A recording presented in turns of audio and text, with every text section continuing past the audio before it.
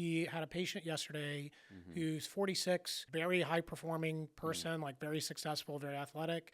She's going to run the New York Marathon in a few weeks.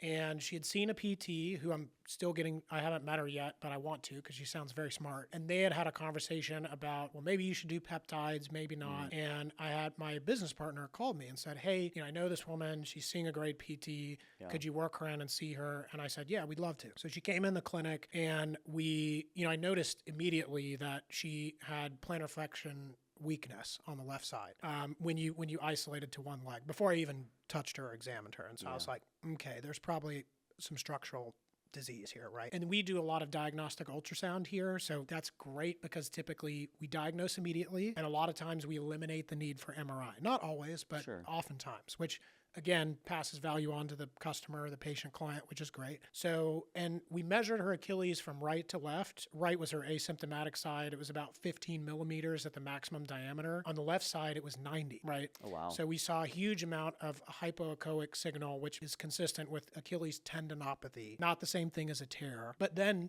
because we saw her, we started prescribing some other treatments, some of which I think we're going to maybe talk about, photobiomodulation and laser. But at least now we know exactly what we're working with, and we can be smart about the way that the PT also helps to approach her care.